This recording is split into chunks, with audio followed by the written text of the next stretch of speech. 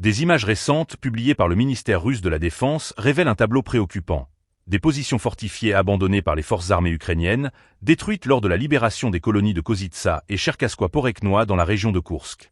Ces images illustrent non seulement la déroute ukrainienne, mais aussi l'ampleur de l'offensive militaire russe qui a permis la récupération de territoires stratégiques. Les séquences montrent du matériel militaire ukrainien brûlé, des munitions d'origine étrangère et un arsenal d'armes abandonné sur le champ de bataille. Parmi les découvertes notables, un lance-grenade portatif fabriqué en Ukraine, inspiré de modèles américains, ainsi que des munitions et des armes provenant des États-Unis, de Tchéquie, de Suède et de Singapour. Le chef d'état-major du bataillon Vostok a mis en avant la diversité des équipements, soulignant ainsi le soutien international dont bénéficiait l'armée ukrainienne. Les images révèlent également des fortifications ukrainiennes situées sur une colline, autrefois occupée par des équipages de drones.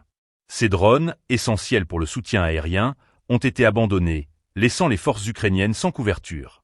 Le tireur connu sous l'indicatif Luna a expliqué que l'élimination des opérateurs de drones en raison de la prise de la plantation forestière par les troupes russes avait facilité l'avancée des forces russes dans des zones peuplées.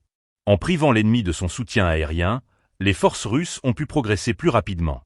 La fin de la semaine précédente a été marquée par une offensive d'envergure des troupes russes dans la région de Koursk, permettant de reconquérir plus de 1100 km² de territoire. Les villages de Stareya Sorochina, Maleya Loknia, Cherkaskoye-Poreknoye, Martinovka et Mikhailovka sont désormais sous contrôle russe. De plus, le ministère de la Défense a annoncé la libération du centre régional de Soudja, un tournant stratégique dans cette région. Cette offensive russe illustre une dynamique de guerre en constante évolution. Les forces armées ukrainiennes, confrontées à des défis logistiques et à la perte de soutien aérien, doivent réévaluer leur stratégie. Les conséquences de ces pertes territoriales et matérielles pourraient avoir un impact significatif sur l'issue du conflit.